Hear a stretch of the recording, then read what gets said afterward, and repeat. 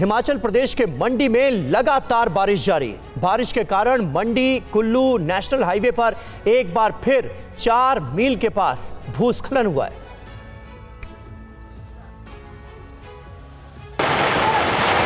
हिमाचल प्रदेश के मंडी से लैंडस्लाइड की तस्वीरें भी सामने आई हैं, जिसमें देखा जा सकता है कि कैसे पहाड़ दरक रहा है। पहाड़ से मलबा नीचे आ रहा है, जिसकी वजह से हाईवे पूरी तरह से बंद हो गया है और कई वाहन भी फंसे नजर आ रहे हैं। हिमाचल प्रदेश में लगातार हो रही भारी बारिश के चलते मंडी में मंडी कुल्लू नेशनल हाईवे एक बार फिर 4 मील के पास भूस्खलन के कारण बंद हो गया। बीती रात भी करीब 11 बजे से रास्ता बंद हो गया था। उस समय बारिश हल्की होने के कारण मलबा कम गिरा था, लेकिन एहतियातन यातायात रोक दिया गया था। हालांकि आज सुबह करीब 8 बजे पहाड़ी से भारी मात्रा में मलबा गिरने के कारण स्थिति और ज्यादा बिगड़ गई। मलबे की मात्रा इतनी अधिक है कि रास्ता खोलने में अभी समय लग रहा है। इन सबके बीच प्रशासन की तरफ से लगातार रेस्क्यू ऑपरेशन चलाया जा रहा है। लोगों को सुरक्षित स्थानों पर भेजा गया है। यात्रियों को परेशानी कम हो, इसको देखते हुए रूट भी डाइवर्ट किया गया है। प्रशासन की तरफ से लोगों से अनावश्यक यात्रा से बचने और वैकल्पिक मार्गों का उपयोग करने की अपील की गई है। इस बीच हिमाचल प्रदेश के मंडी जिले के सराज में पूर्व मुख्यमंत्री जयराम ठाकुर की गाड़ी पर अचानक से पत्थर आ गया और गनीमत ये रही कि इसमें किसी तरह का कोई नुकसान नहीं हुआ है। करसोग में से थुनाग लौटते समय शंकर देहरा के पास ये घटना हुई है।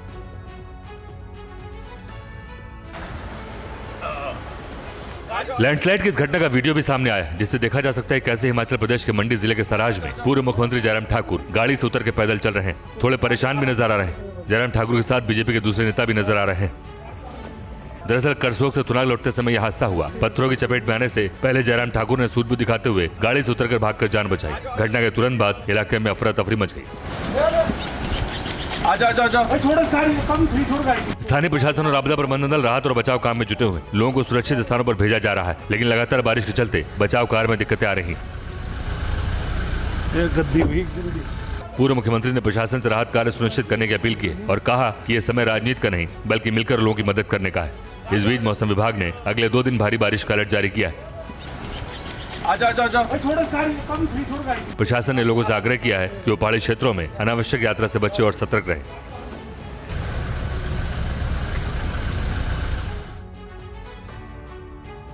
और कुछ घंटों की तेज बारिश ने अजमेर शहर की तस्वीर पूरी तरह बदल दी है। सड़कों पर इतना पानी भर गया है कि शहर की रफ्तार थम गई और आम लोगों को परेशानियों का सामना करना पड़ा।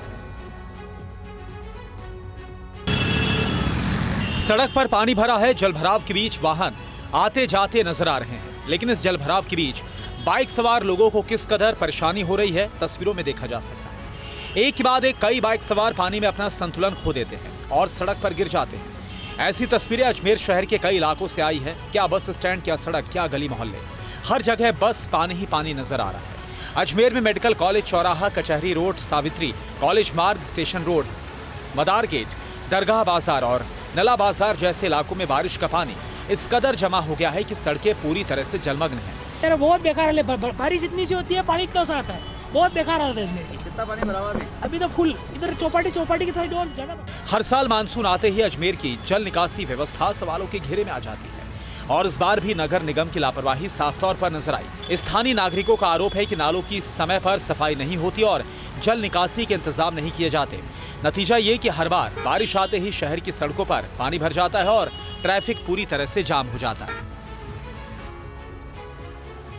उत्तर प्रदेश के हमीरपुर में हुई बारिश और लहचूरा बांध से छोड़े गए पानी का असर दिखने लगा है। यहाँ छोटी नदियां और नाले उफान पर आ गए हैं। उत्तर प्रदेश के हमीरपुर में चंद्रावल नदी का जलस्तर बढ़ने से पुलों के ऊपर से पानी बह रहा है।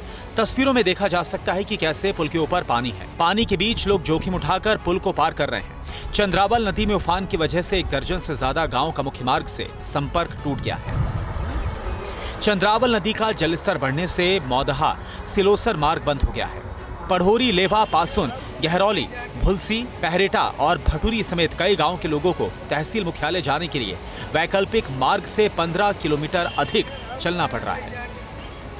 दरअसल यूपी में भारी बारिश के चलते कई नदियां उफान पर हैं। चित्रकूट, बांदा और वाराणसी में बाढ़ जैसे हालात हैं। केना और यमुना नदियों का जलस्तर खतरे के निशान के करीब है। बांदा के 34 गांव बाढ़ से प्रभावित हैं। चित्रकूट में मंदाकिनी नदी खतरे के निशान के ऊपर बह रही है और इसको देखते हुए स्थानीय प्रशासन पूरी तरह से अलर्ट मोड पर है। लोगों को सावधान रहने की चेतावनी को जारी किया गया है। और यूपी के कुछ जिलों में बारिश लोगों के लिए मुसीबत बन गई है। बारिश के कारण कई जगहों पर जल भराव हो गया है तो कहीं नदियों का जल स्तर बढ़ गया है। तस्वीरें उत्तर प्रदेश के झांसी की है, जहां पर बच्चों की जान पर आ पड़ी। बारिश के बाद पुल के ऊपर पानी भर गया। नदी का जलस्तर बढ़ने से पानी ने देखते ही देखते विकराल रूप धारण कर लिया। पानी में फंसे बच्चों को निकालने के लिए रस्सी का सहारा लिया गया। एक एक करके सभी बच्चों को सुरक्षित बाहर निकाला गया। वहीं ये तस्वीर भी झांसी की है, जहां पर तेज बारिश की वजह से पुलिया बह गई। गणेशगढ़ गांव की ओर जाने वाली ये पुलिया पूरी तरह से क्षतिग्रस्त हो गई, जिससे कई गांव का संपर्क आपस में टूट गया। सड़क जो है मेन शिवपुरी हाईवे से रामगढ़ और गणेशगढ़ को जोड़ती है डगरवा पंचायत में। ये एक ही मात्र रास्ता था जो गांव को जोड़ता था। लगभग 3000 लोग इससे प्रभावित हुए हैं। दरअसल झांसी में भारी बारिश के बाद जनजीवन अस्त व्यस्त हो गया। नदियां और नाले उफान पर हैं। आसपास के इलाकों में भी लगातार बारिश के बाद हालात गंभीर बने हुए हैं और कई छोटी नदियां भी ओवरफ्लो हो रही हैं। पारिछा बांध से 1.20 लाख क्यूसेक पानी छोड़ा गया। लहचूरा बांध के 10 गेट्स खोलकर 1.42 लाख क्यूसेक पानी नदी में छोड़ा गया। वहीं झारखंड का रुख करेंगे। यहां भी जमकर बारिश हो रही है। बारिश की वजह से लोगों को काफी परेशानी का सामना करना पड़ रहा है।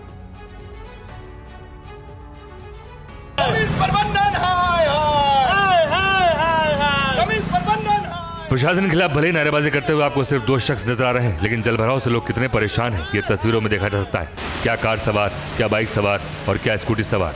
देखिए सड़क पर कई फीट के बीच महिला कैसे लाचार नजर आ रही, ना तो वो आगे बढ़ रही है और ना पीछे जा पा रही। जलभराव की तस्वीरें जमशेदपुर के गोविंदपुर कमिंस गेट इलाके की।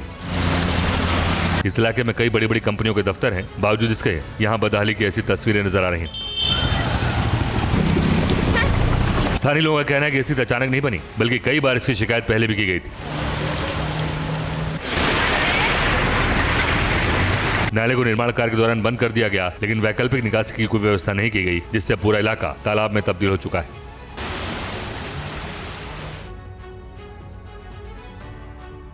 और बारिश के बीच इंदौर में एक दर्दनाक हादसा हो गया। करंट लगने से एक शख्स की तड़प तड़प कर मौत हो गई। घटना सीसीटीवी में रिकॉर्ड हो गई। इंदौर के चंदन नगर में यह दर्दनाक हादसा हुआ। वीडियो में देखा जा सकता है कि 2 शख्स सड़क पर आगे बढ़ रहे हैं। सड़क पर पानी भरा हुआ है। आगे चल रहा शख्स अचानक से गिर जाता है। शख्स पानी के बीच करंट की चपेट में आ जाता है। वहीं पीछे चल रहा शख्स कुछ समझ नहीं पाता, आगे बढ़ता है, मदद की कोशिश करता है, लेकिन आखिर में वो भाप जाता है कि यहाँ बिजली का करंट है। वो पीछे हट जाता है और इसके बाद कुछ लोग आते हैं, फिर डंडे की मदद से शख्स को हिलाने की कोशिश करते हैं, लेकिन तब तक इस युवक की मौत हो जाती है। दरअसल करंट लगने की वजह से युवक पानी में गिर गया और तड़पने लगा, लेकिन डर की वजह से उसे किसी ने बचाने की हिम्मत नहीं जुटाई। जब तक बिजली काटी गई तब तक उसकी जान चली गई। हादसे के बाद परिवार में कोहराम है। पुलिस ने शव को पोस्टमार्टम के लिए भेज दिया है। वहीं इस घटना के बाद स्थानीय लोगों में काफी गुस्सा है। लोगों का कहना है कि कई बार शिकायत के बाद भी ध्यान नहीं दिया गया। बारिश के मौसम में इस इलाके में हमेशा जल भराव हो जाता है।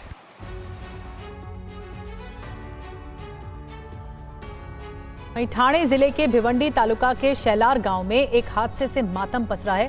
14 साल के एक बच्चे की कामवारी नदी में डूबने से मौत हो गई। ठाणे जिले के भिवंडी तालुका में इस दर्दनाक घटना के बाद रेस्क्यू ऑपरेशन भी चलाया गया। बच्चे की काफी तलाश की गई, लेकिन कामयाबी नहीं मिली। बच्चे का नाम सूरज तिवारी है, जो सिर्फ 14 साल का था। दरअसल भिवंडी तालुका के शैलार गांव के रहने वाले सूरज तिवारी अपने दोस्तों के साथ ट्यूशन पढ़ने के लिए घर से निकला था। रास्ते में सभी दोस्त कामवारी नदी के पास रुक गए और नहाने लगे। बारिश के मौसम में अचानक नदी का जलस्तर बढ़ गया। नदी में पानी का बहाव तेज होने की वजह से सूरज पानी की धार में बह गया। ये देखकर साथ में मौजूद दोस्तों ने तुरंत गांव वालों को इसकी खबर दी। घटना के बाद पूरे गांव में हड़कंप मच गया। गांव के लोगों ने 24 घंटे तक सर्च ऑपरेशन चलाया, जिसके 48 घंटे बाद सूरज तिवारी का शव नदी से बरामद किया गया। परिजनों का रो रो कर बुरा हाल है, वहीं पूरे गांव में मातम पसर गया। घटना के बाद स्थानीय प्रशासन ने लोगों से अपील की है कि बारिश के मौसम में नदी नालों से दूर रहें। और कौशाम्बी और प्रतापगढ़ को जोड़ने वाले लहदरी गंगा पुल में दरार पड़ गई है। कैसे ये पुल बड़े हादसे को दावत दे रहा है, ये रिपोर्ट देखिए। यूपी के कौशाम्बी और प्रतापगढ़ जनपद को जोड़ने वाली लहदरी गंगा पुल में पड़ी दरार की तस्वीरें सामने आई, जिसमें देखा जा सकता है कि दरार के बीच वाहन आ जा रहे हैं। किसी तरह की कोई चेतावनी भी नहीं लिखी गई। इस पुल के देखरेख का जिम्मा प्रतापगढ़ सेतु निगम का है। पुल में इतनी बड़ी दरार आने के बाद भी सेतु निगम के अधिकारी और इंजीनियर क्षतिग्रस्त पुल को देखने और जांच करने नहीं पहुंचे, जबकि अभी कुछ दिन पहले गुजरात के वडोदरा में पुल टूटने से बड़ा हादसा हुआ है। स्थानीय लोगों का कहना है कि इस मार्ग से प्रदेश के नेता, विधायक, सांसद प्रतिदिन गुजरते हैं। हर रोज यहाँ से बड़ी बड़ी गाड़ियों में हजारों की तादाद में ओवरलोड हो चलती है। इस पुल पर दरार आए लगभग 2 से 3 महीना बीत चुका है, लेकिन अभी तक इसकी कोई मरम्मत नहीं की गई।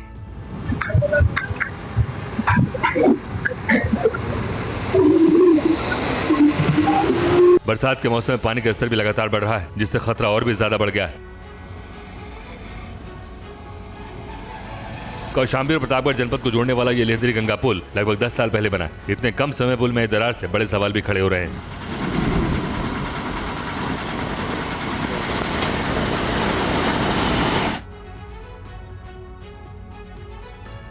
पश्चिम बंगाल में लगातार तेज बारिश से कई इलाकों में बाढ़ जैसे हालात हो गए हैं। बारिश के बीच पश्चिमी मिदनापुर में 3 लोगों की मौत हो गई है।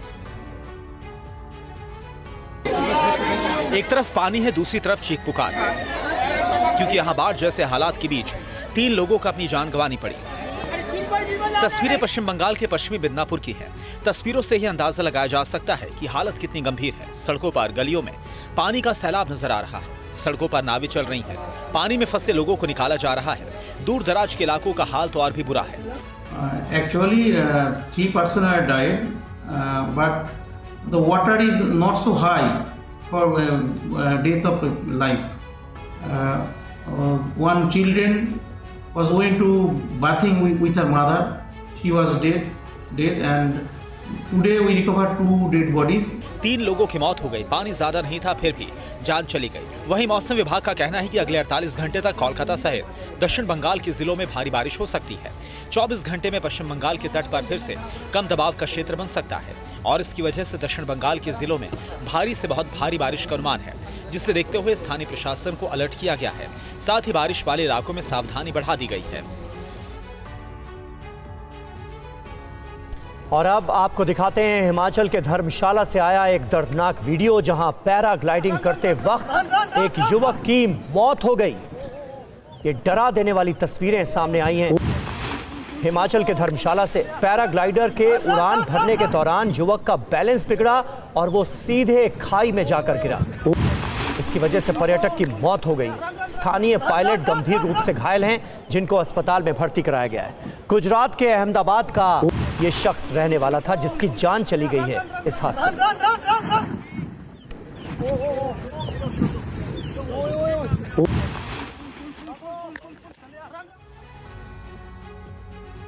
और एक और बड़ी खबर है, यूपी धर्मांतरण केस में पीड़ित महिलाओं ने कुछ देर पहले प्रेस कॉन्फ्रेंस की थी और इन महिलाओं ने आरोप लगाया कि धर्मांतरण गैंग का सरगना जलालुद्दीन उर्फ छांगुर है। और पीड़ित महिलाओं ने आरोप ये भी लगाया कि छांगुर के सऊदी अरब में 500 से ज्यादा एजेंट है। हिंदू लड़कियों को सऊदी अरब और पाकिस्तान भेजा जा रहा है। आरोप लगाया गया कि धर्म परिवर्तन के लिए रेट तक तय किए गए थे।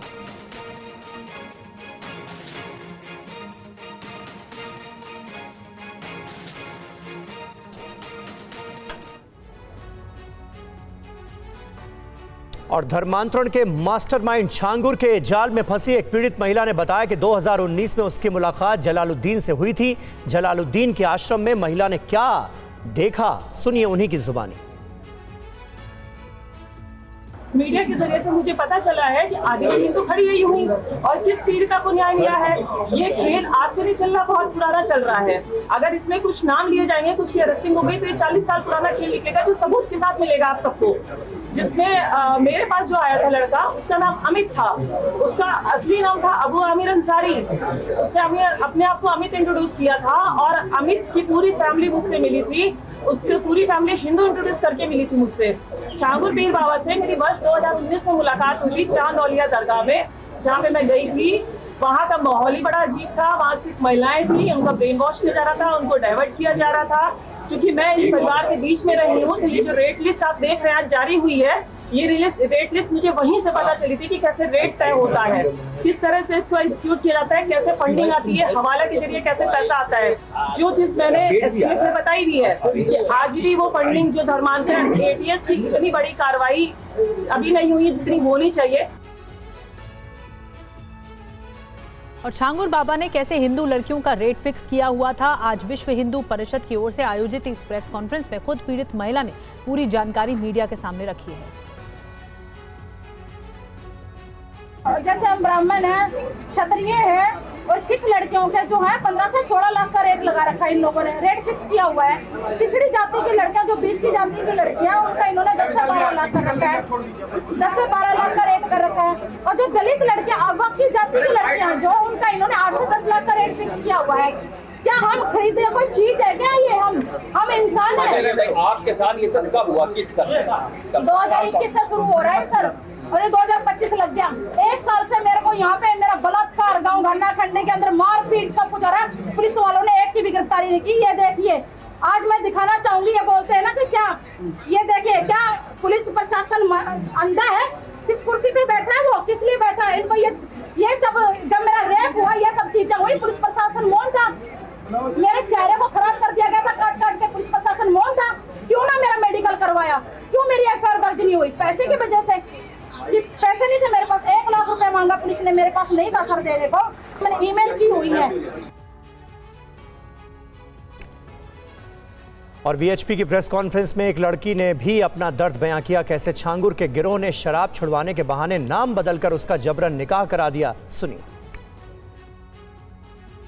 और आज मेरे मम्मी पापा दोनों लोगों ने एक साजिश के तहत दोनों को जेल में भेज दिया गया। उसके मोबाइल में मेरे गंदे वीडियो थे, और अगर उसके मोबाइल का डाटा सारा रिकॉर्ड हो जाता तो उसकी सारी पुलिस के सामने आ जाती। मेरा जो आपको किस तरीके से बहला फुसला करके नाम परिवर्तन करके किस तरीके से पता है, वो बताइए। वो मेरी मम्मी को 2019 में मिला था पापा की शराब छुड़ाने के लिए। 2019 में हम बाबा से मिले, छांगुर पीर बाबा से।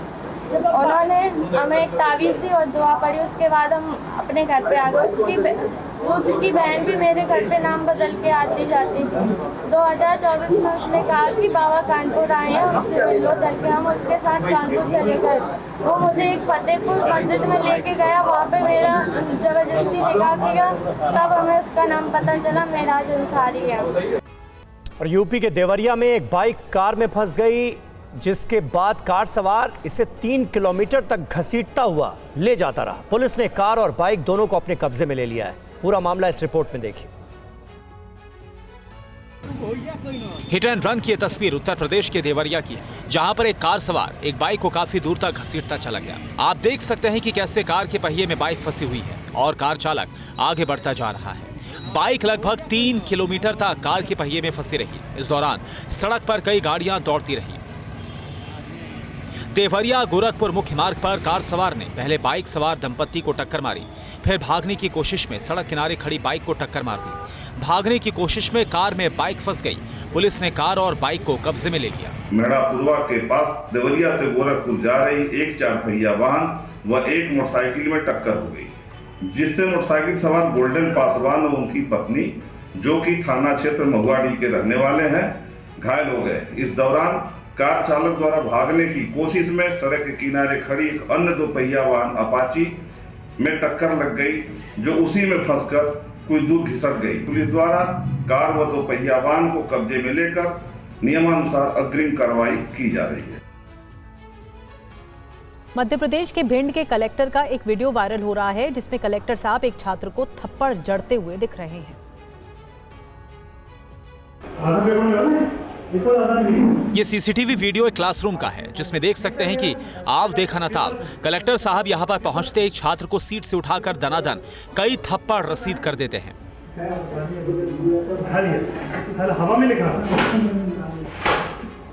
कलेक्टर के थप्पड़ मारे जाने के बाद पूरा क्लासरूम सन्न रह जाता है। इस बीच कलेक्टर साहब उसे स्कूल के प्रिंसिपल रूम लेकर जाते हैं, जहां भी देखिए एक कोने में छात्र खड़ा होता है। वो कान पकड़कर माफी मांगता है, लेकिन यहाँ भी कलेक्टर संजीव श्रीवास्तव का गुस्सा ठंडा नहीं होता। उसकी एक नहीं सुनते और यहाँ भी झन्नाटेदार कई थप्पड़ मारते हैं। कलेक्टर के आगे शिक्षक भी चुप रहते हैं, वो कुछ नहीं कह पाते। ये तस्वीरें करीब 3 महीने पुरानी है जो सोशल मीडिया पर वायरल है। तस्वीरें भिंड के महगांव स्थित डंगरौलिया कॉलेज की बताई जाती है, जहां पर परीक्षा चल रही थी। बताया जाता है कि कलेक्टर ने छात्र को चोरी करते हुए पकड़ा था, लेकिन उसके खिलाफ कार्रवाई करने के बजाय मारा पीटा, जिसकी सोशल मीडिया पर आलोचना हो रही है। लोग पूछ रहे हैं कि कलेक्टर साहब कौन सा नियम पढ़ा रहे हैं, थप्पड़ से नकल रोकने की कौन सी सीख दे रहे हैं। खबर यूपी के मुजफ्फरनगर से, जहां पुलिस से एनकाउंटर में कुख्यात बदमाश शाहरुख पठान को ढेर कर दिया गया। लंबे समय से ये शाहरुख पठान फरार चल रहा था। मुख्तार अंसारी और संजीव जीवा के गैंग से ये जुड़ा हुआ था। वो कई संगीन वारदातों में शामिल था। एसटीएफ के साथ मुठभेड़ में मारा गया ये वो शार्प शूटर है जिसकी तलाश यूपी पुलिस को काफी समय से थी। कई बार पुलिस को उसकी लोकेशन भी मिली थी, लेकिन हर बार वो चकमा देकर फरार हो जाता था। आखिरकार आज सुबह यूपी एसटीएफ ने मुजफ्फरनगर में मुठभेड़ के बाद मार गिराया। मारे गए शार्प शूटर का नाम शाहरुख पठान है और वो मुख्तार अंसारी और संजीव जीवा गैंग के लिए काम करता था। मुठभेड़ के बाद पुलिस ने कई हथियार भी बरामद किए हैं। इस फोटो में आप देख सकते हैं कि शूटर शाहरुख पठान मुख्तार अब्बास के बेटे अब्बास अंसारी के साथ दिखाई दे रहा है। अब्बास अंसारी के वीडियो में भी शूटर शाहरुख को देखा जा सकता है। दरअसल सोमवार की सुबह एसटीएफ टीम को शाहरुख के बारे में जानकारी मिली थी और इसके बाद पुलिस ने उसे पकड़ने के लिए नाकेबंदी की। इस दौरान पुलिस टीम को देखते हुए उसने फायरिंग शुरू कर दी और इसके बाद पुलिस टीम ने भी बचाव में फायरिंग की। दोनों तरफ से हुई फायरिंग में शूटर शाहरुख पठान मारा गया।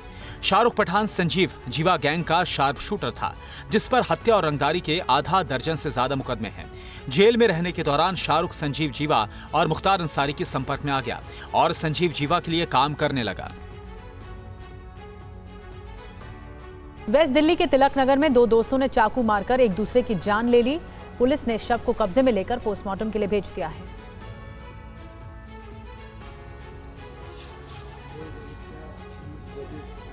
दिल्ली के तिलक नगर में 2 दोस्तों ने चाकू से वार कर एक दूसरे की जान ले ली। मृतकों की पहचान संदीप और आरिफ के रूप में हुई है। बताया जाता है कि पार्क में संदीप और आरिफ के बीच किसी बात को लेकर विवाद हुआ। पहले दोनों के बीच काफी देर तक बहस हुई, फिर हाथापाई शुरू हो गई। हाथापाई के दौरान दोनों एक दूसरे पर चाकू से वार करने लगे। हमले में दोनों लहूलुहान हो गए थे। मौके पर संदीप और आरिफ की ही मौत हो गई। सूचना मिलते ही मौके पर खयाला थाना और तिलक नगर थाना की पुलिस पहुंची। मामले की छानबीन शुरू की गई। पुलिस ने शव को अपने कब्जे में लेकर पोस्टमार्टम के लिए भेज दिया है। संदीप और आरिफ के बीच झगड़े की वजह क्या थी, इसकी जानकारी अभी तक नहीं मिल पाई है। पुलिस मामले की जांच में जुटी है। आसपास के लोगों से पूछताछ की जा रही है। बताया जाता है कि संदीप और आरिफ खयाला बी ब्लॉक के रहने वाले थे। एक ही गली में दोनों परिवार एक साथ रहते थे। दोनों शादीशुदा थे और दोनों के बच्चे भी हैं। दोनों आपस में गहरे दोस्त थे। साथ में उठना बैठना था। संदीप का प्रॉपर्टी का बिजनेस था। खयाला में पहले वो जिम ट्रेनर भी रह चुका था।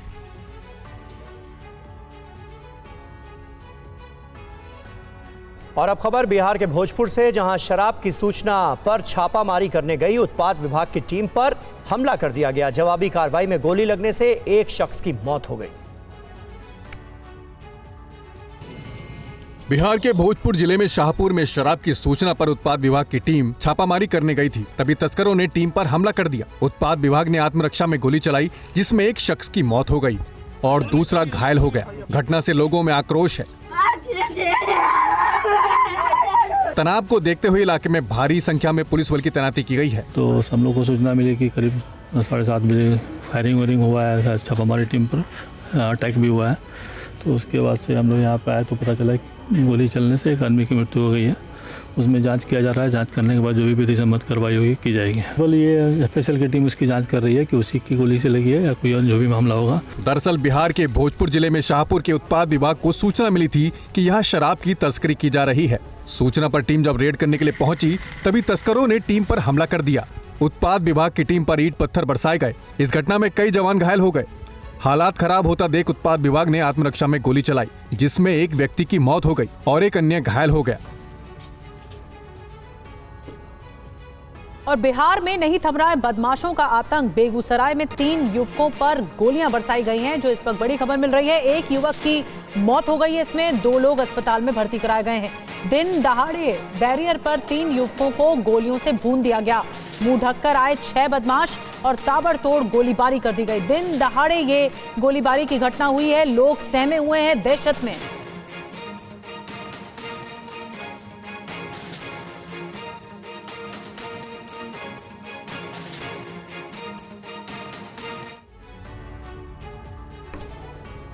और कृषि मंत्री शिवराज सिंह ने आज एक घायल युवक को अस्पताल पहुंचाया। शिवराज ने काफिला रोककर खुद युवक को उठाया और अधिकारी को समुचित इलाज की व्यवस्था करने को कहा, ये निर्देश दिए। क्या है पूरा मामला, इस रिपोर्ट में देखिए।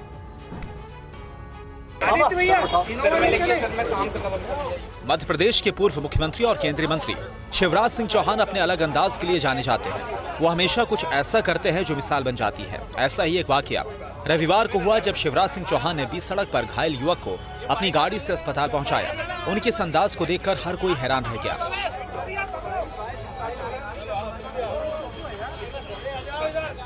इस घटना का वीडियो सोशल मीडिया पर वायरल है। दरअसल शिवराज सिंह चौहान रविवार को भोपाल के अवधपुरी इलाके में आयोजित जैन समाज के कार्यक्रम में शामिल होने जा रहे थे। वो चेतक ब्रिज से गुजर रहे थे, तभी उन्होंने सड़क दुर्घटना में घायल एक युवक को देखा और उसके बाद उन्होंने अपना काफिला रुकवाया और खुद युवक को उठाने लगे। शिवराज सिंह चौहान ने घायल युवक को अपनी गाड़ी से अस्पताल पहुंचाया। इतना ही नहीं, शिवराज ने अपने अधिकारी को भेजकर घायल के इलाज के लिए समुचित इंतजाम करने का निर्देश दिया। उन्होंने अस्पताल के डॉक्टर से भी फोन पर बात की और घायल युवक का जल्द से जल्द इलाज करने का निर्देश दिया।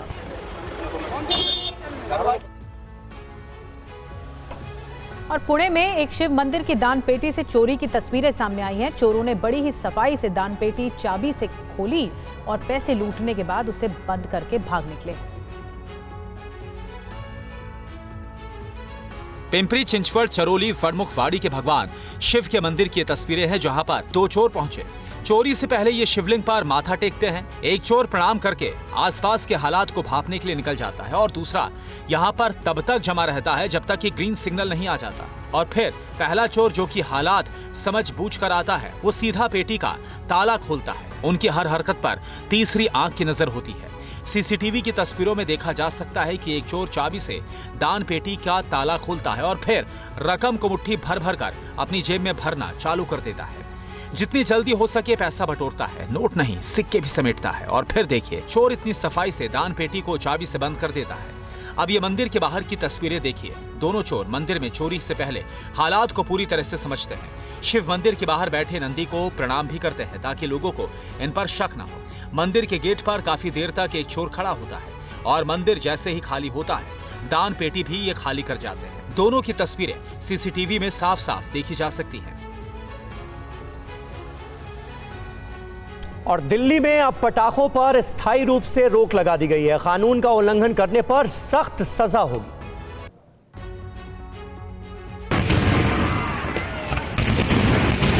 दिल्ली में बढ़ते प्रदूषण में पटाखों का भी अहम रोल माना जाता है। ऐसे में सरकार ने इस पर लगाम लगाने के लिए पटाखों पर स्थायी रूप से बैन लगाया है। दिल्ली प्रदूषण नियंत्रण समिति यानी डीपीसीसी ने दिल्ली के लोगों से अपील की है कि वो इनका सहयोग करें। अब अगर कोई व्यक्ति कहीं पर पटाखे जलाते हुए दिखाई दे तो इसकी जानकारी डीपीसीसी को दी जा सकती है। सभी तरह के पटाखों पर स्थायी रूप से प्रतिबंध लगा दिया गया है। न पटाखे बेचे न जलाएं, वरना सख्त कार्रवाई होगी। दिल्ली सरकार की ग्रीन क्रैकर्स पर पाबंदी के बावजूद अगर कहीं आतिशबाजी होती है तो लोग फोटो, वीडियो या स्थान की जानकारी साझा कर सकते हैं। विशेष हेल्पलाइन और ईमेल भी जारी किया गया है। लोग green Delhi mobile app, online ध्वनि प्रदूषण पोर्टल ngms.delhi.gov.in और हेल्पलाइन नंबर 155271 या IRSS 112 के माध्यम से शिकायतें भेज सकते हैं। दिल्ली सरकार का तर्क है कि यह फैसला दिवाली, शादी और अन्य उत्सवों के दौरान होने वाली अनियंत्रित आतिशबाजी को रोकने के लिए उठाया गया। दिल्ली की हवा को साफ रखने और लोगों की सेहत बचाने के लिए कदम उठाया गया। और झांसी शहर के बीचों बीच बने पानी वाले धर्मशाला के तालाब में 50 क्विंटल मछलियां अचानक से मर गईं। एक साथ इतनी मछलियों के मरने का कारण क्या है, इसकी जांच की जा रही है। तालाब घनी आबादी के बीच होने के चलते यहां पर मछलियां मरने से दुर्गंध फैल गई। लोगों ने इसकी जानकारी नगर निगम को दी और इसके बाद यहां से 50 कुंटल मछली निकाली गई है। आपको बता दें कि झांसी नगर निगम ने कोतवाली इलाके के पंचकुइया की ढाल पर बने पानी वाली धर्मशाला के नाम से बने तालाब का सौंदर्यीकरण कराया। महारानी लक्ष्मीबाई के काल का ये तालाब चारों ओर से मंदिरों से घिरा है। ऐसे में यहाँ पर तमाम साज सज्जा भी की गई, लेकिन इस तालाब में पली सैकड़ों क्विंटल मछलियों के लिए ऑक्सीजन की कोई भी व्यवस्था नहीं है। हालांकि स्थानीय लोगों का कहना है कि कई बार लोग सड़ा गला खाना मछलियों को खिला देते हैं और इसकी वजह से भी मछलियां मर गई होंगी। बताया गया कि पिछले साल भी इसी मौसम में मछलियां मरी थी, हालांकि उस समय इतनी बड़ी संख्या में मछलियां नहीं मरी थी। तो मुझे अभी तक जो समझ में आ रहा है यहाँ पे कि अभी सावन शुरू हुआ है, जिसमें यहाँ पे ज़्यादा से ज़्यादा लोग यहाँ पे इकट्ठा हो रहे हैं और यहाँ पे खाने के लिए उनको एक्स्ट्रा मात्रा में कोई ब्रेड फेंक दे रहा है, कोई कुछ फेंक दे रहा है, ज़्यादा से ज़्यादा मैदा टाइप का वेस्ट फेंक दे रहा है आदमी। और निर्वाचन आयोग ने अगले महीने से पूरे देश में मतदाता सूची के पुनरीक्षण के लिए जमीनी तैयारी शुरू कर दी है। बिहार की तरह ही मतदाता सूचियों का विशेष पुनरीक्षण किया जाएगा। चुनाव आयोग ने देश भर के वोटरों के पुनरीक्षण की कवायद शुरू कर दी है। बिहार की तरह ही अगले महीने से सभी राज्यों में ये काम शुरू होगा और इसके लिए आयोग ने अपनी मशीनरी को सक्रिय कर दिया है। जानकारी के मुताबिक राज्यों में पिछला विशेष गहन पुनरीक्षण आधार तिथि के रूप में काम करेगा। फिलहाल निर्वाचन आयोग बिहार की 2003 की मतदाता सूची का गहन पुनरीक्षण कर रहा है। अधिकतर राज्यों ने 2002 और 2004 के बीच मतदाता सूचियों का पुनरीक्षण किया था। सोर्सेज के मुताबिक निर्वाचन अधिकारी 28 जुलाई के बाद राष्ट्रव्यापी पुनरीक्षण का अंतिम फैसला लेंगे, जब बिहार में मतदाता सूची के गहन पुनरीक्षण से संबंधित मामला सुप्रीम कोर्ट में फिर से सुनवाई के लिए आएगा। दरअसल कई विपक्षी दलों ने आयोग के पुनरीक्षण प्रक्रिया को चुनौती देते हुए सुप्रीम कोर्ट का रुख किया था और सवाल उठाए थे कि इससे कई नागरिकों को उनके मताधिकार से वंचित होना पड़ेगा। आपको बता दें कि 5 राज्यों असम, केरल, पुडुचेरी, तमिलनाडु और पश्चिम बंगाल में 2026 में विधानसभा चुनाव भी होंगे। आयोग ने घोषणा की है कि देश भर में वो मतदाता सूचियों की गहन समीक्षा करेगा ताकि विदेशी और अवैध प्रवासियों के जन्म स्थान की जांच करके उन्हें सूची से हटाया जा सके। और मराठी भाषा विवाद के बीच शंकराचार्य स्वामी अविमुक्तेश्वरानंद खुद मराठी सीखने लगे हैं। वो इन दिनों मुंबई में हैं। उन्होंने कहा है कि वो मराठी सीख कर ही अपने धाम वापस लौटेंगे।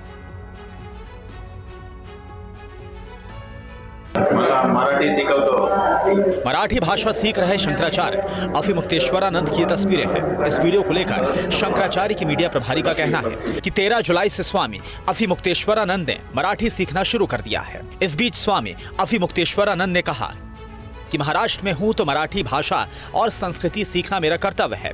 जब तक मराठी नहीं सीखेंगे मुंबई से अपने धाम वापस नहीं जाएंगे। महाराष्ट्र सिर्फ चातुर्मास करने नहीं आया, यहाँ की भाषा आत्मसात करेंगे। महाराष्ट्र के लोगों से उन्हीं की भाषा में अब मुझे संवाद करना है। मराठी सिर्फ भाषा नहीं बल्कि ये एक सांस्कृतिक पुल है।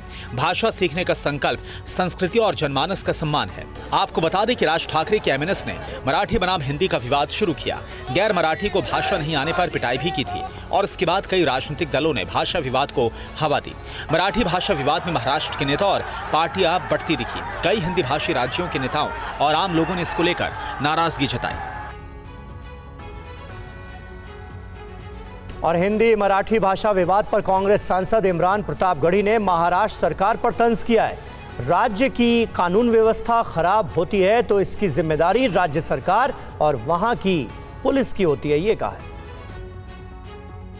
इसी मुंबई शहर में लोगों को मारा जा रहा है, पीटा जा रहा है भाषा के नाम पर।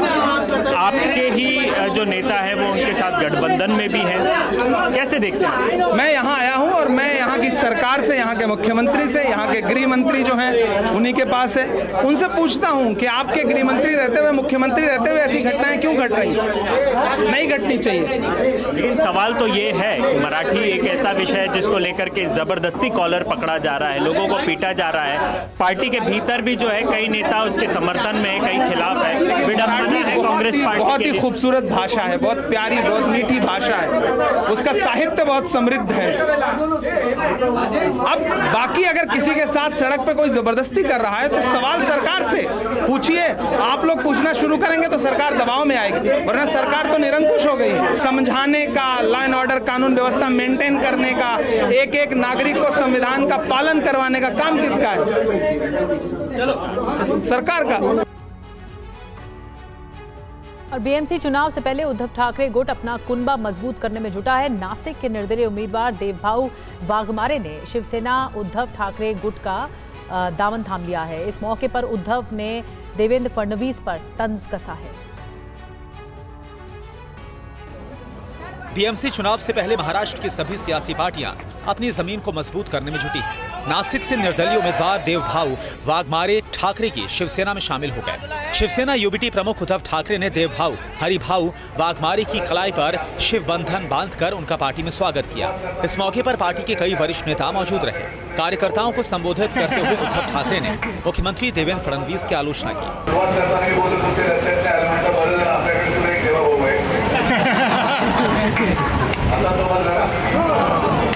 दोघांमध्ये फरक आहे, एकाकडे सगळ्यात पहिला एक तो पोडापोडी करतोय आणि हा आपला देवभाऊ त्याला मी म्हटलं आज माझ्याकडे द्यायला काही नाहीये, चढावं लागेल.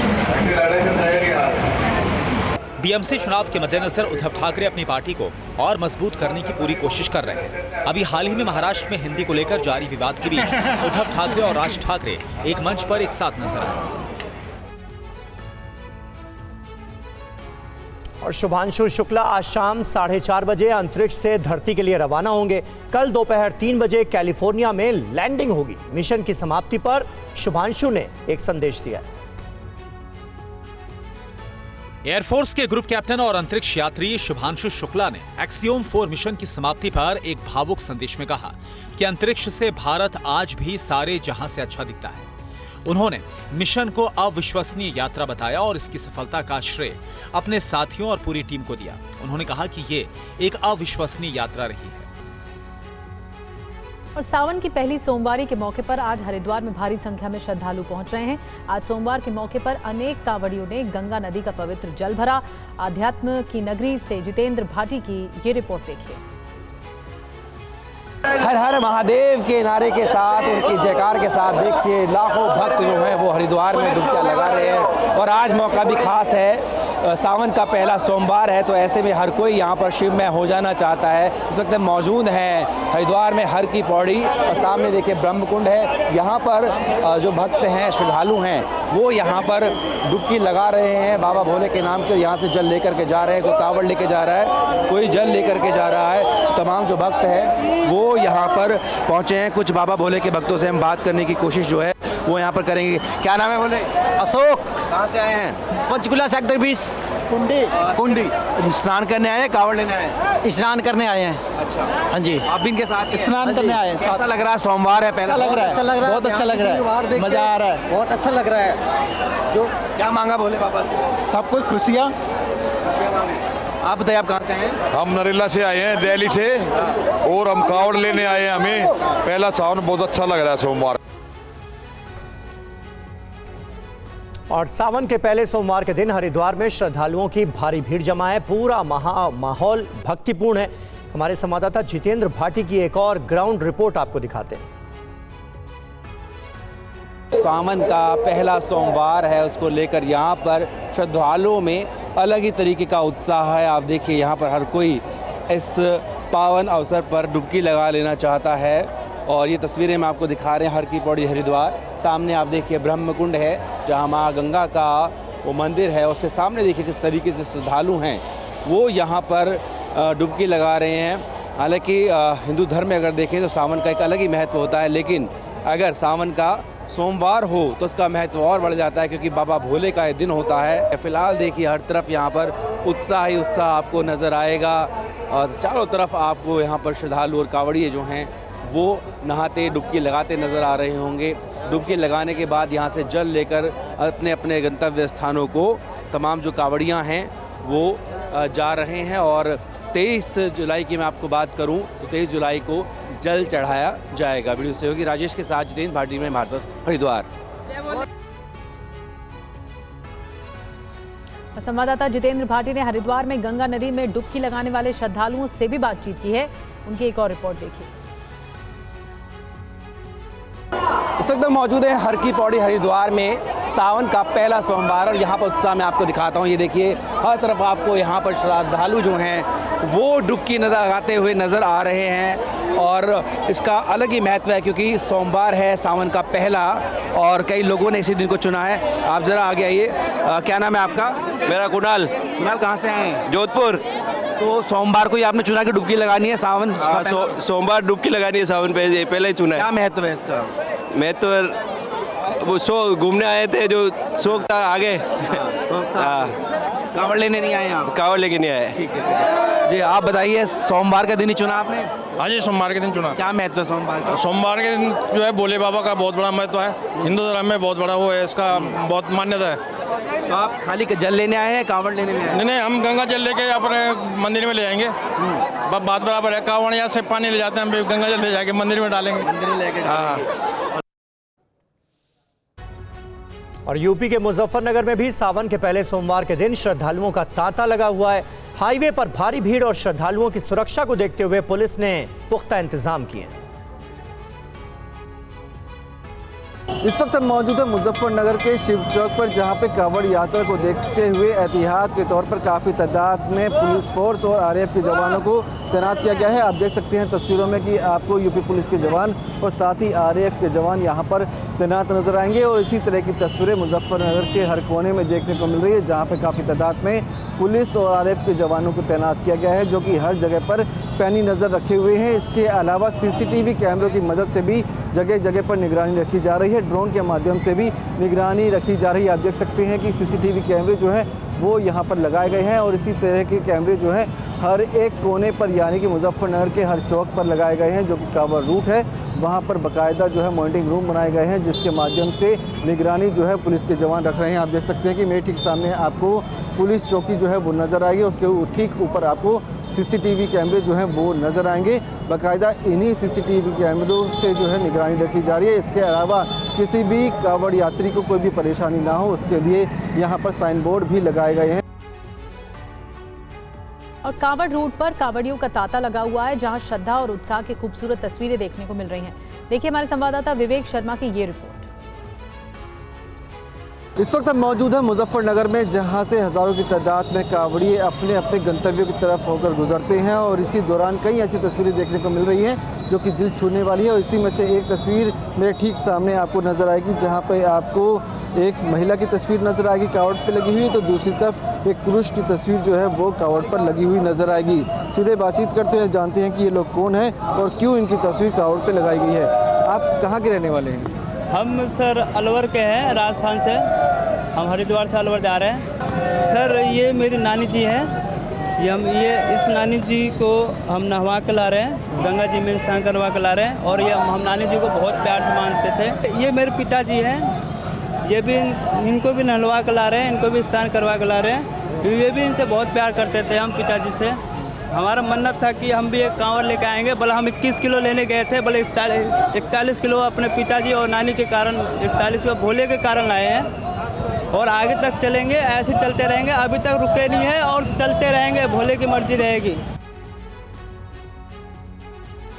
और अब खबर हरियाणा के नूंह से, जहां सावन के पहले सोमवार को ब्रज मंडल यात्रा निकल रही है। यहां सुरक्षा के कड़े इंतजाम किए गए।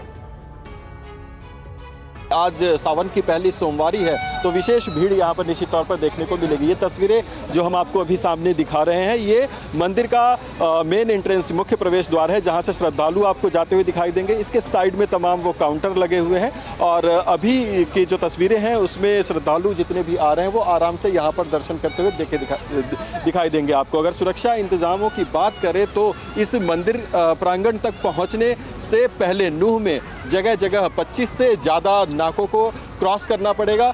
बाकी जो कमर्शियल वाहन हैं उनकी एंट्री पूरी तरीके से बंद है और जो सवारी, जो पर्सनल लोगों की प्राइवेट व्हीकल्स भी हैं, उनकी भी एंट्री जो है 1 किलोमीटर पहले से बंद कर दी गई है। और जगह जगह आपको यहाँ पर हरियाणा पुलिस की जो है वो तैनाती आपको दिखाई देगी। आधा दर्जन से ज़्यादा ड्रोन डिप्लॉयड है इस पूरे एरिया में। अगर हम आपको बताएं, चारों तरफ पहाड़ियों का इलाका है और 2023 में जब यहाँ पर हिंसा भड़की थी तो सबसे ज़्यादा जो हमले हैं वो पहाड़ियों के क्षेत्र से हुए थे और जो हमलावर हैं वो उधर से ही भागते हुए नजर आए थे। इसको लेकर पहाड़ियों पर भी जगह जगह तैनाती और ड्रोन से निगरानी जो है वो की जा रही है।